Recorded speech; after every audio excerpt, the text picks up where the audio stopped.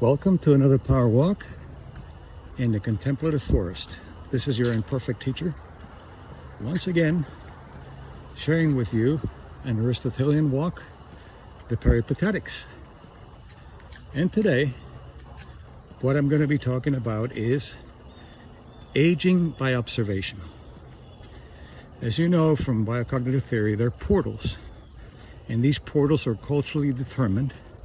And they tell you how you should look, how you should dress, how you should act, how you should feel, how you get sick, how you should be well. And the portals are childhood, teenager, young adult, especially middle age, and then old age or seniors. Most of that is culturally determined. And what happens is that you fall into these portals without knowing it. And especially when you get to that middle age portal, which has nothing to do with aging. It has to do with how you interpret time based on your culture beliefs.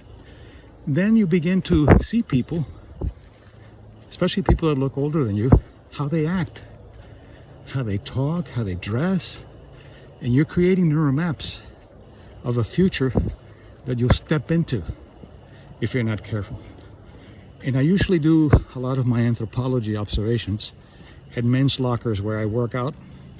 And I hear people talking in the locker room. The guys talk about things that are bothering them or what's interesting to them. And you hear people talking about that they're going to have their cataract operation because that's what happens when you grow older. And the other guy says, well, let me tell you, when I had mine, and you're listening to all of that. So what that's doing, it's preparing you to step into that portal once you get to what you think their age is. Then they come out and they keep talking about their cataracts or keep talking about aging, and they reinforce, oh yeah, that's how it is, my doctor told me that as you grow older. All of that crap, which is myth, has nothing to do with good science. Good science looks at the individual, not the averages of individuals and groups. So as you begin to observe what people are saying, you'll find that they'll talk based on the portal they're in. If you're young, you'll be talking about the things that excite you. Usually you're not going to be talking about your doctor because you don't care about that. You feel invincible. But as you grow older, if something happens to you, you begin to attribute it to your age, because remember, every portal has its own attribution, which is its own interpretation of things. Attribution is looking at what the cause is. So if you're 20, you break your leg,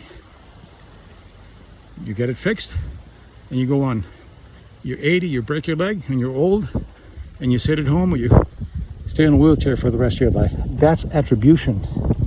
And that is the process of aging by observation. And I can go on with that, but I think you get it. Now, how does that happen to affect your biology? Number one, you're creating expectations that are supported by neural maps that you create. They're neurons that come together to form a perception. And if you have a perception of something coming up in your life, then you step into that perception, and your neural maps are there, right there, to support it for you. So, knowing all of that, what you need to do is be aware that growing older is the passing of time. Aging is what you do with that time based on the cultural beliefs and admonitions that you buy from your culture. So, live agelessly by allowing yourself to support what you do, the positive things that you do, independent of your age, and use a concept that I brought into biocognition that I borrowed from the Japanese, and they call it kaizen, which is gradual segments of improvement in everything you do. Gradual, slow, consistent improvements. So you improve whatever you do slowly every day, and you become an ageless person, a portalless person, And that's what I call the outliers. Outliers don't look their age, don't act their age, don't dress their age. They dress the way they like to dress.